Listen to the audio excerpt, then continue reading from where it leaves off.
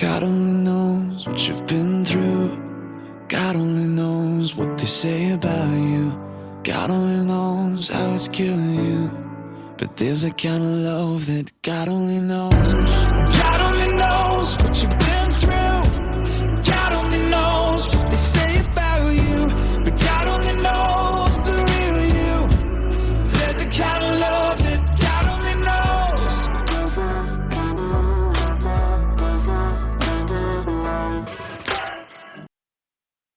Welcome to Season 3, Episode 9 of Your Journey Is Not Over. My name is Tanya Pearson Randolph. This is my own personal journey, and the expressions and opinions are of my own. I own all the rights to my personal journey, and Your Journey Is Not Over. Neither are to be used, copied, or edited in any way without my consent. Well, jumping back into that period of time in my life, reflecting back, I wasn't prepared for what was to come, that's for sure.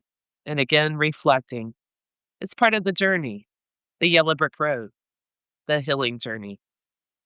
I had held, carried, stored, and compartmentalized massive trauma in my whole life, starting at my first breath on this earth, and recent trauma, again at this time period. I had lost everything, literally, my business that I'd worked so hard to build up to. 85 hours a week was devoted to that business. My livelihood, which cost me pretty much everything, including my home, that, by the way, I only owed $3,000 on, and I had to walk away from it and move into government housing.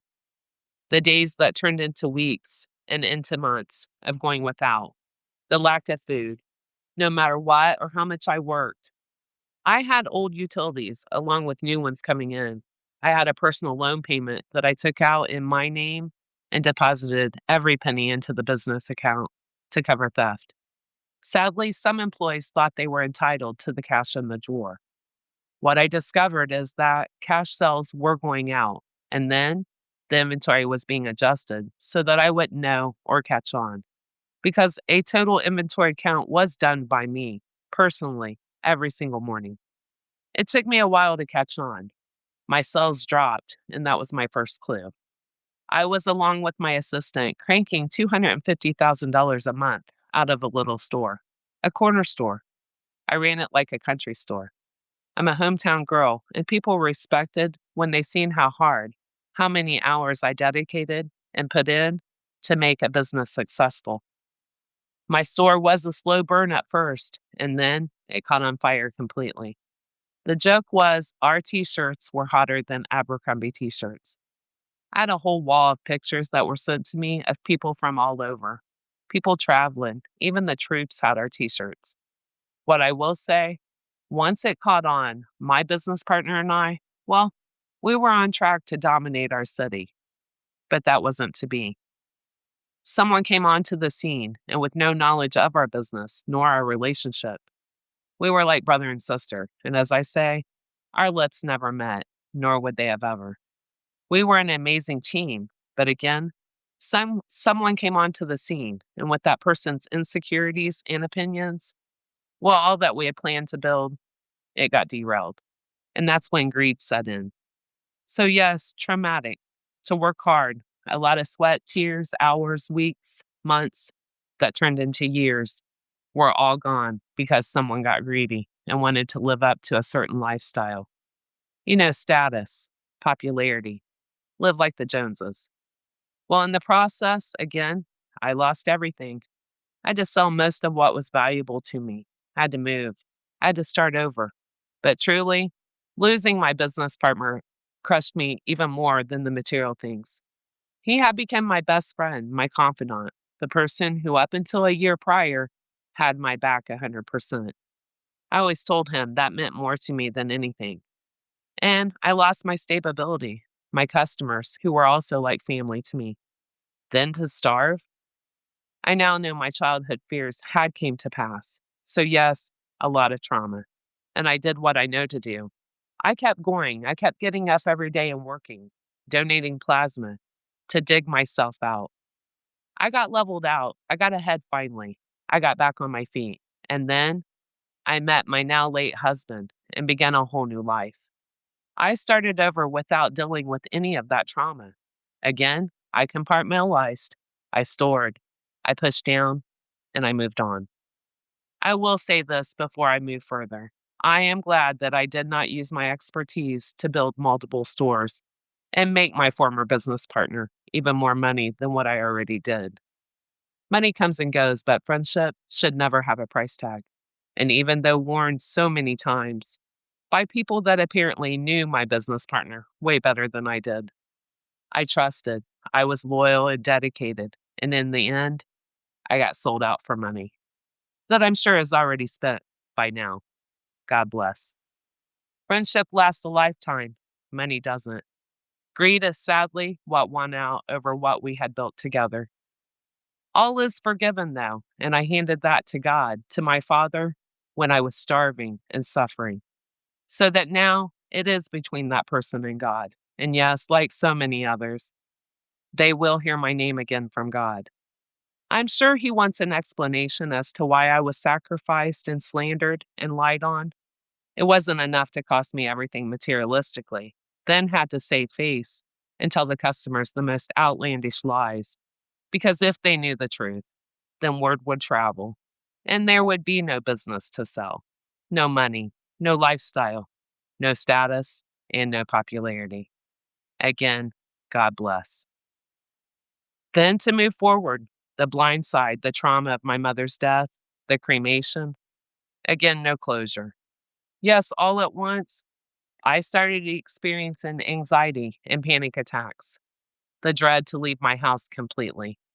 My mind was playing tricks on me.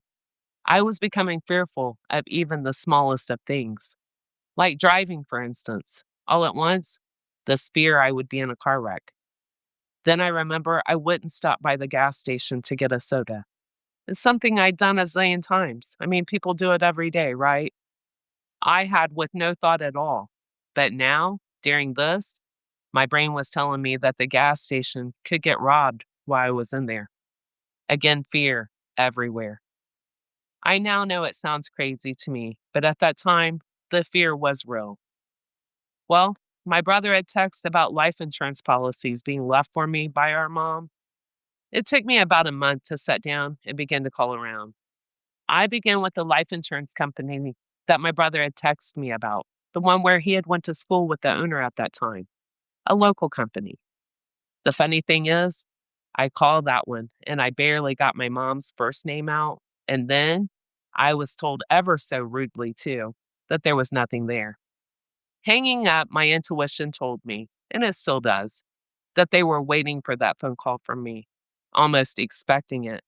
And out of the 75 insurance companies that I did call, they were the only ones that were rude to me. I never forget kindness, and I also never forget rudeness. So that made that company stand out to me all the more. Do I think there was a policy there for me? Yes, I do. Do I think it is still there? No, I do not. What I think and what I assume happened is a false power of attorney was created on me in order to be able to access those funds. It serves as a motive.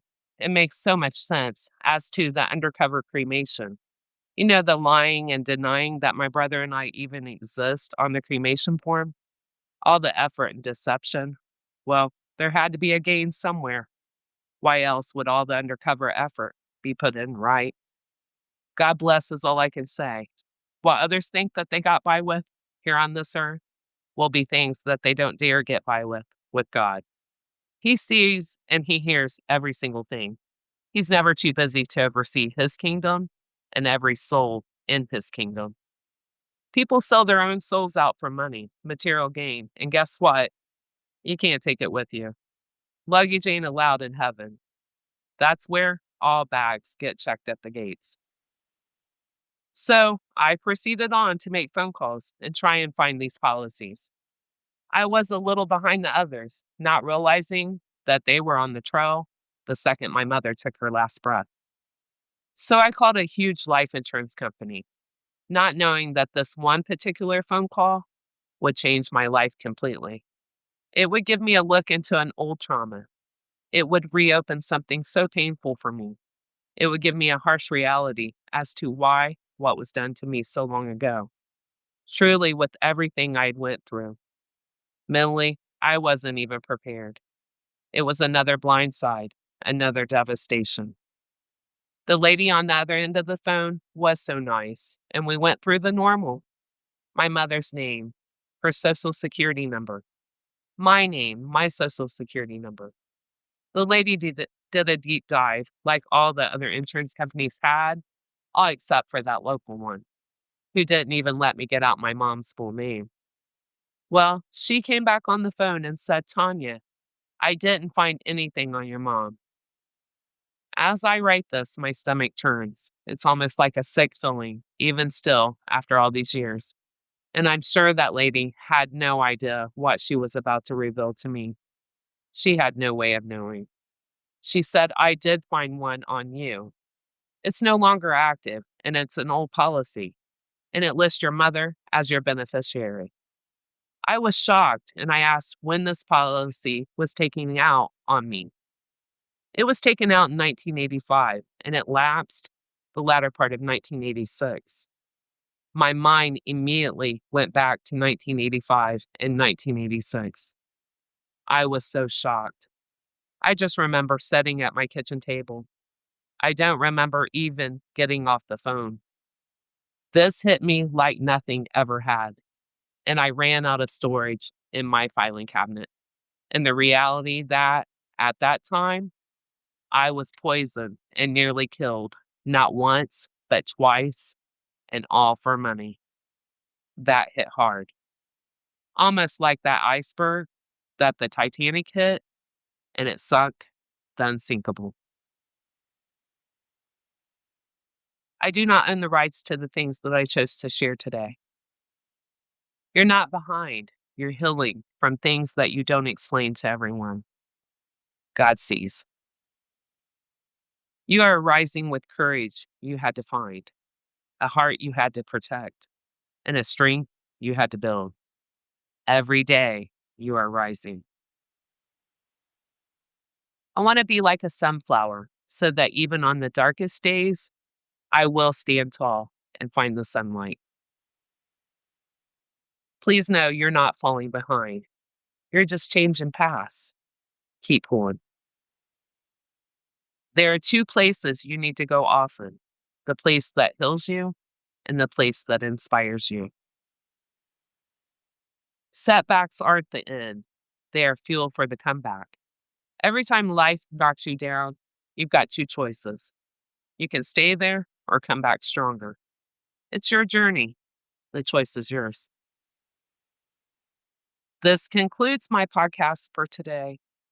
Please join me Thursday, listen in, and always remember, your journey is not over. God bless. God only knows what you've been through. God only knows what they say about you. God only knows how it's killing you.